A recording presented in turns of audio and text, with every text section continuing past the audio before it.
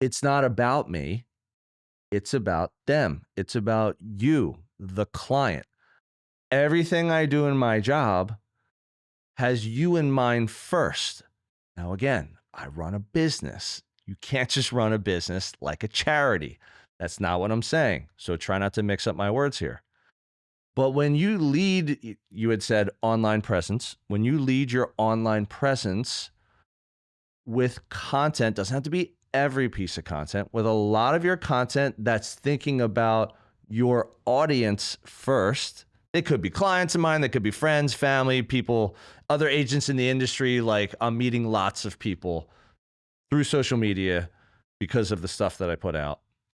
I personally have looked at it as like, when I put content out, it's not about me. It's not about talking about me per se. It's about, what do I want to put out there that I think you would find value in?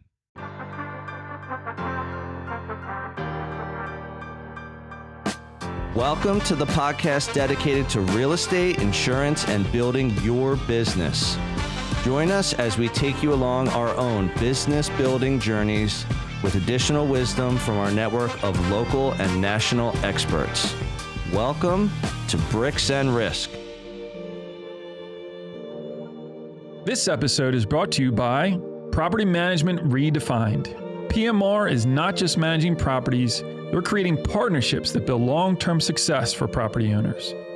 John and his team can be reached at manage@gopmr.com or by phone 267-753-6005. Tim. Yes, Sean. Who's a good client for PMR?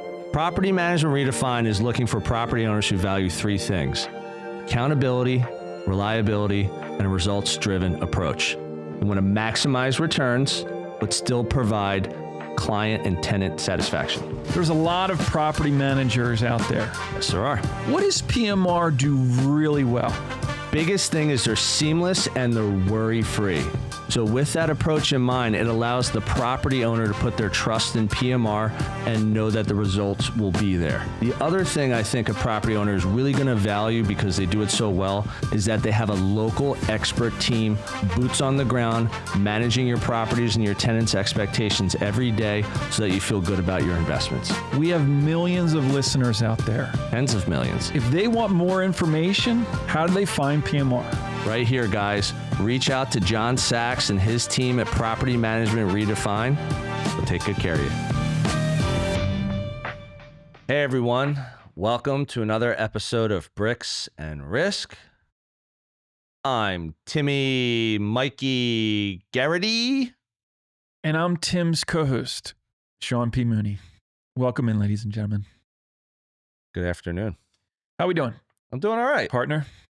Got an interesting outfit going on here. Yeah. I call this, I think I stole this from Foley like years ago. Ryan? Yeah. Shout out to Ryan Foley. I call this my electric purple.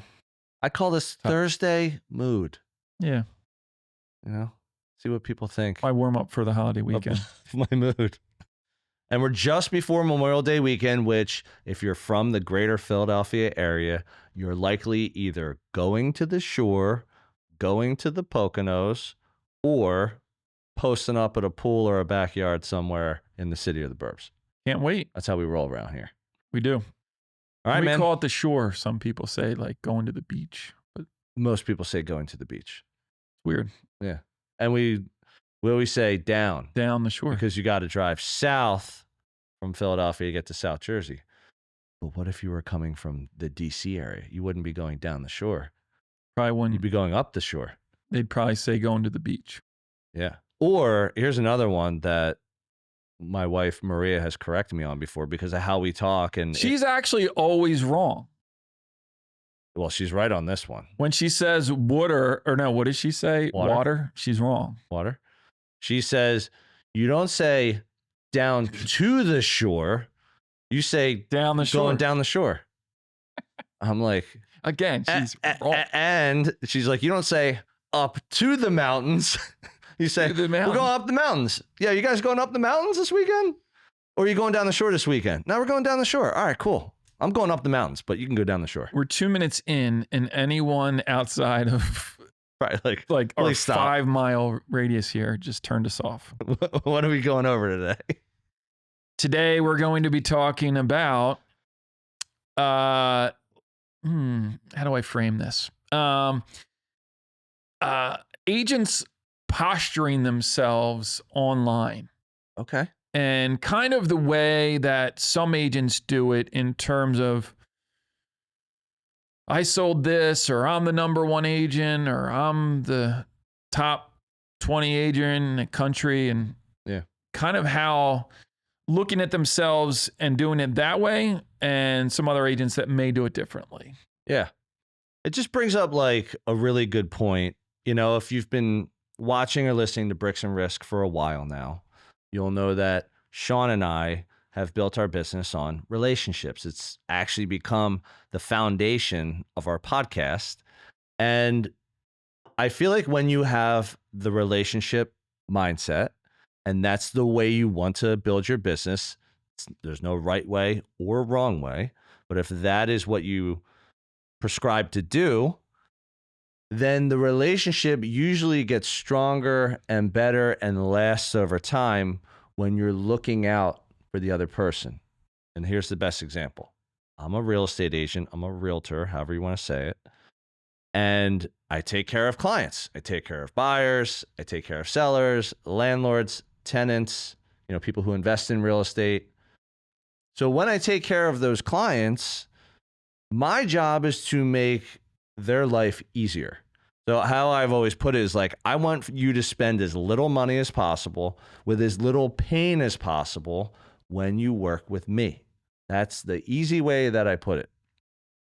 So with that mindset, how I have built my business, similar to you in insurance, is it's not about me. It's about them. It's about you, the client. Everything I do in my job has you in mind first. Now, again, I run a business. You can't just run a business like a charity. That's not what I'm saying. So try not to mix up my words here. But when you lead, you had said online presence. When you lead your online presence with content, doesn't have to be every piece of content, with a lot of your content that's thinking about your audience first. It could be clients of mine, that could be friends, family, people, other agents in the industry. Like, I'm meeting lots of people through social media because of the stuff that I put out. I personally have looked at it as like, when I put content out, it's not about me. It's not about talking about me per se. It's about, what do I want to put out there that I think you would find value in? Either it's interesting, or it's humorous, or it's helpful, it's valuable. Maybe it's got a financial component to it. And this isn't every piece of content, but I have noticed that there are plenty of people on social media. Most of their content is about me and what I got going on. Or why is that? My accolades. Why? I think it's just a different way of looking at your business. I think sometimes people in my industry, let's say residential real estate, this is, no harm. I think they look at it as like, I need to prop myself up to look successful to get more business. So if I was in, let's say, like the top 1% of this brokerage nationally, it's pretty impressive, right? Yep. So if someone says that I'm in the top 1% of this company, and that's what they put out there, it's like, why wouldn't they put it out there? Like, why wouldn't they say that? Because it shows they're good at what they do. But I think when a lot of people lead with that all the time, oh, I was on showings today. Oh, here's this. Oh, here's this award. Oh, I'm so great. Oh, thanks for the client review. I think when you do that too much, let's say you go too heavy the me department and too light in the you department, I feel like it comes across as you don't really care about your clients that much. You're more into like you looking successful in your business. I'll say this. Yeah. So I think it splits down the middle. You have the people that have want to work with the credibility, but there's also a contingent over here that says, if I work with them, how are they going to have time for me? Yeah. I think that it's a line that you have to kind of walk, because you're trying to obviously gain more clients. So you want to work with those people. You don't want to necessarily come off like you're too busy for them. But you also want to, instill in people that you run a top flight organization and working with them is going to get results. Hey everyone, this is Tim, your favorite Bricks and Risk co-host. But don't tell Sean. I hope you're enjoying this episode, and I'll get right back to it in a moment. Our audience grows through word of mouth, so if you would please take a moment of your time and give us a review on the platform you're on, that would be fantastic. Please also help spread the B&R word by sharing your favorite episode with a friend. We greatly appreciate your time and trust. Now, back to the show. Yeah, and look, I'm not crapping on the people who put the things out there that say, hey, I'm one of the best people in my industry. You should say that. Yeah. We were talking before the show, I just put out a post recently. There's something called 5-star professional in my industry. And what they do is they go to an area like a metro area like Greater Philadelphia. They find reviews for agents, and then they only pick the top 3% of agents in that metro who seem to be very client focused. They have good reviews or lots of reviews, or the reviews are very detailed. However they do it, we don't need to get into all that. But I just posted and said, hey, I've been recognized as a 5-star professional agent for 10 years in a row, which is like exactly what I was just talking about. I probably shouldn't be posting that. And that's not what I'm saying. Here's what I'm saying. There has to be balance. The balance lies in how you want to be seen as an agent. Because to your point, if I'm the top whatever, maybe I'm too busy for you. Yeah. So that's a perspective. Or if I'm the top whatever, you want to work with me because you only work with the top in any industry, let's say. So there's pros and cons to both. What I find that happens is that some of the older brokerages who have been doing this for 40, 50 years in more of a competitive culture, man, we talked about like abundance versus scarcity. They run a little bit more of a scarcity model, let's call it. You gotta trip over the other agents to get their deals so that you become number one. They want you to post that because they want you to keep competing. But what does that have to do with your audience is more my point. So it's like you should. Well, who are you speaking to, right? Most people are speaking to people that could build their business. So it's probably more clients, buyers, sellers, tenants, landlords. But if you're running a team, I have a team. Yeah. Maybe you want an agent to be part of your team, and they want to work know for the top 1% agency. So it doesn't matter. It doesn't even matter who you're speaking to. I think what it is that it almost comes off sometimes as a little tone deaf to just say, look at how great I am. Look at the year I had. Look at all these listings I have. Look at all this volume I have. Whereas you can say, hey, I do those things. I have these accolades. I have this volume. I have this success by industry standards. But here are 3 ways to improve your curb appeal in your home, because if you do and you sell it, it's going to raise your value by somewhere around 10%. The illustrious speaker Rob Shuck once said, "What's up, Robbie? The people, this world is really..." He is illustrious, by the way. That's a very good word to use. Yeah. The market is built on problem solvers and deal makers. Yeah. Oh, I remember that. That was a really good point he made. And I think and when we're talking about this, like, what's the best form of content that's going to resonate? And I'm only strictly talking about like client-facing material. Yep.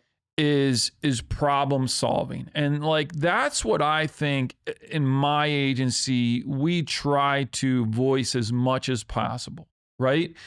Because we're problem solvers. Yep. Every day there's a problem and we have to fix it. Mm-hmm. And I think that the best form of content is showing prospective clients, mm-hmm. prospects, hey, look at what we were just able to accomplish for this client. Mm-hmm. Because in doing that, there's going to be 10 other people out there with like the a very same problem. Similar problem. They see that example. I want to talk to Sean. Yes. Yep. And I think that putting that type of content, that's the type of content that I think sticks for most people. Mm-hmm. Like you can never have enough of that type of content. Yeah. Because it's like you're speaking to that client that is probably going to make a decision, like insurance. They're probably going to be buying insurance in the next year. Yeah. And that's going to resonate with that person. Dude, it's funny. So like we can even relate this to Bricks and Risk. So like when we started Bricks and Risk, we had a couple reasons why we were doing it. One was to give back, to help people in our industries get better at what they do.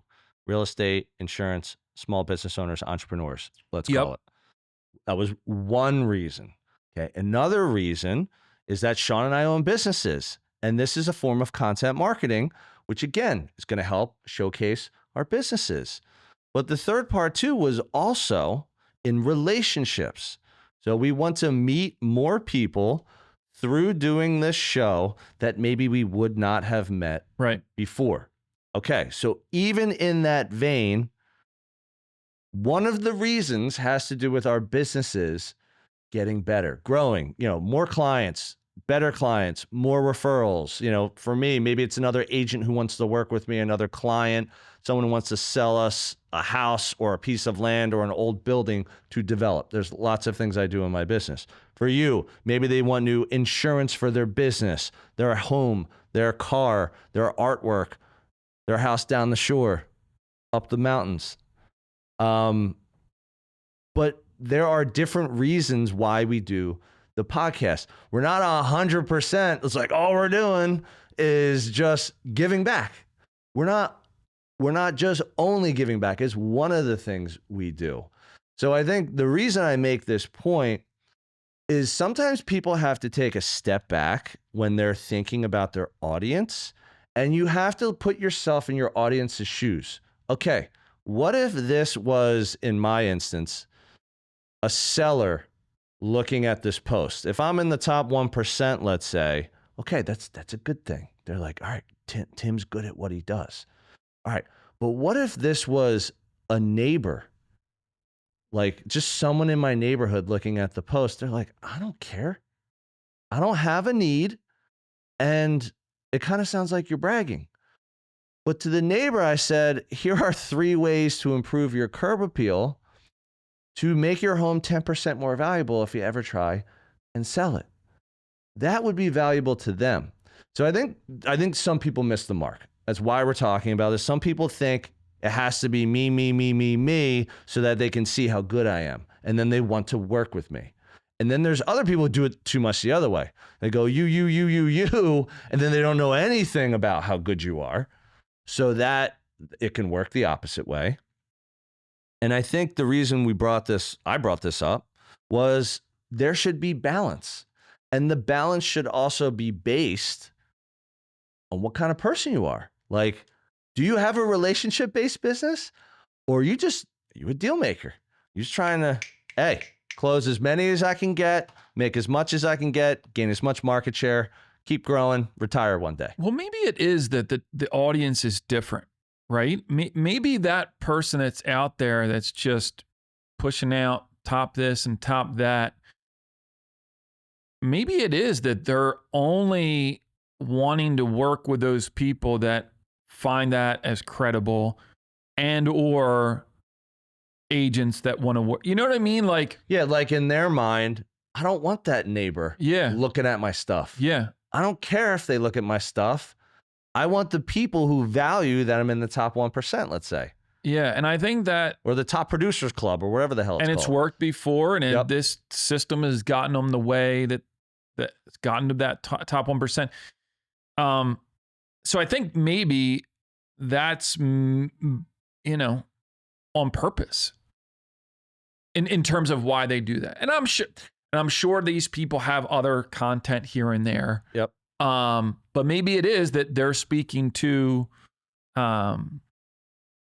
a segment of the population that values that. True. Like they would look at that first, like, I don't want a relationship with you either. Yeah. I just want you to be really good at what you do. I want you to get me through this process of insuring my home Yeah. and my car. Yep. And I know you'll do a good job. And hopefully my bill doesn't go up too much, so I leave you in a year or two. Yep. You know, Yep. Maybe it's the person that says, no, I want to be here for 20 years. Yep. And that's what they value. So that's a really good point. Couple of points I had here is, here are some things you can do. Like, let's say when you're putting content out there, social media, email, video, whatever you're doing, and if it's leaning heavily toward you and you just don't realize it until you've gone to look at it and you're like, I don't know if I want to lead with me. There are some valid points here. Here are some things you can do to get better. One is lead with value. I say this all the time. I've said this on the show a lot. This is my own personal philosophy, that I do email marketing, I do social media marketing, I do print marketing. Whenever I do any of those, I do in person. Whenever I do any of these forms of marketing in my business, probably 99% of the time in the back of my mind is like, how can I make your life a little bit better? So pause right there. Yep. It's not just your business. We just talked about this event we have coming up. Yeah. And leading with value. Yep. Lead with value, providing information, providing a speaker, providing sponsorship. Yep. You know, and it's very similar in that you operate your business the way that you conduct other activities outside the business. Yeah. Because there's a thought there that if I'm able to provide value to this person by way of finding a venue or a speaker or whatever, that there's a reciprocation that'll happen in some way. In some way. Might not be now, too. Could be later. And it goes back to what I've always said is the 51-49. Yes. Put forth 51% and you'll get back 49, but you'll always be ahead. Yeah. Like, if you think 51, then it's not about, we got to be dead even. I give you a lead, therefore you give me a lead. And now I give you a lead, and then you, it's not how it works. It never works that way. Yeah. Even with the mentality of the other way. So instead of worrying about always having an even score, what have you done for me lately? One thing you can consider is lead with value. You're not thinking about that. If something else happens, awesome. If it doesn't, you still helped them get to where they're going to go, and chances are they won't forget it. So that's a good thing. That, just call it karma. Yeah. So that's one thing you can do. The second thing I said was execute and deliver. So the execute and deliver part, I'm going to relate this to real estate. This is me helping a client. So if the client says, I want to buy a house, I'm your buyer agent. Doesn't matter how I met them, cold marketing, warm marketing, referral, family member, neighbor, lead from the team, whatever it is, it doesn't matter. Personally, what I do is I make sure I communicate well, I educate my clients, I give them information when they need it about the process, about the neighborhood, about negotiations, value, whatever it is, and that I don't stop ever. Meaning, even when it closes and they get their keys and technically the transaction is over and they may not ever see me again, I said, no, this is the start of our relationship so that I can continue executing and delivering. And how I do that is staying in touch, email marketing, magazine, pop-by gifts, client events, in-person networking, all sorts of things. So just to relate it to the person who maybe is a little bit more transaction focused, a little bit more deal focused, what's in it for me, you still got to execute and deliver. Yeah. Because the person who's just trying to run as many deals as they can, nothing wrong with that, get as much volume as I can, be top in my field and make as much money as I can, they may not care as much about customer service. They're like, hey, 80% of the time, people are happy. 20% of the time, they're absolutely miserable. And if that's how you look at it, that's fine. But you still have to execute and deliver on your job. Otherwise, 80% will be miserable and 20% will be happy. So not only should you lead with value, but also execute and deliver. Yep. And then the third one I have here is grow and maintain your relationships. Again, whether you want to build your business on relationships, referrals, repeat business, word of mouth, people coming to you and saying, hey, Sean, you insured the car and home of my neighbor. They love you. They said I should talk to you. Whether you do it that way or someone's like, hey, I saw your Facebook ad from XYZ Real Estate. I heard you sling them. Can you help me? Yep. Which we know doesn't happen. So growing and maintaining relationships is also another way to look at it. Like if you're just posting the stuff all the time about how great you are, you might not really get relationships. You might just get deals out of it. And they're like, hey, as you said, I just want you to do my deal. I don't ever want to talk to you again. And there's a segment of the population that actually would prefer that. Yeah. I think it goes back to some people in real estate. I've heard it. I can't remember who, but never saying past client. Yes. Because it's like you're shutting the door to that relationship. And I say it by mistake all the time. Right. Maybe that was a Luke Acree thing. I forget. No, it's past clients. You know what it was? It was the episode with Dustin Brome. Oh, okay. I'm pretty sure. What's up, Dustin? And in the episode, he had said, I hate when people say past clients. Yeah. Because why are they past clients? You should be wanting to keep a relationship with anyone you've ever worked with for the rest of your life. Yeah. Like find a way to do that. Well, Amy, right? Yeah. Amy would never use that because once you're a client with her, That's right. Amy Stockberger. What's going on? She just continues to provide value in other ways, not doing real estate deals. Yep. But once you're connected to her, you're in her ecosystem. You're in the web. And she can continuously find ways to provide value to you just by having that relationship of doing it, doing a deal with her. Yeah, absolutely. And let's take another step.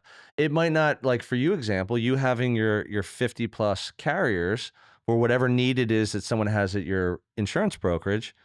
It might not be the relationship with the client. It might be the relationship with XYZ insurance and improving that relationship and networking with them and talking to them. Hey, can we do something together? Munoz Consulting Inc. coming to a town near you. I can't wait until he comes in one episode with a Munoz Consulting Inc. hat because it probably will happen. It would be super sweet. So anyway, I think we talked about it enough. Why don't you close this one out? So if you want to get connected to the show, easy way to reach us, shoot us an email, bricksandrisk@gmail.com. Reviews on the streams, we love them. Go to Apple, drop a review in there if you like the show. Remember, a written review on Apple. Written review on Apple. Spotify, we're on there too. All the social channels, Instagram, Facebook, YouTube, and don't forget LinkedIn, which has become one of our more popular channels that we use for the show. And I recommend subscribing on YouTube because what I have learned from subscribing to other podcasts, it just keeps you front and center. Like if you're like, oh, I listened to 5 episodes of that and I forgot, which one was that again? If you subscribe, you always have it in the top of your feed, so it helps. Great point. All right. Well, that's all we have for this one, folks. Thank you for tuning in again to another episode of Bricks and Risk. See you next week. Thank you for joining us on another episode of Bricks and Risk. Our goal is that you walk away with 1 or 2 valuable nuggets, and we greatly appreciate you sharing your time with us today. You can find all B&R episodes on Spotify, Apple Music, YouTube, and anywhere else you get your podcast content. Until next time, keep learning and keep growing.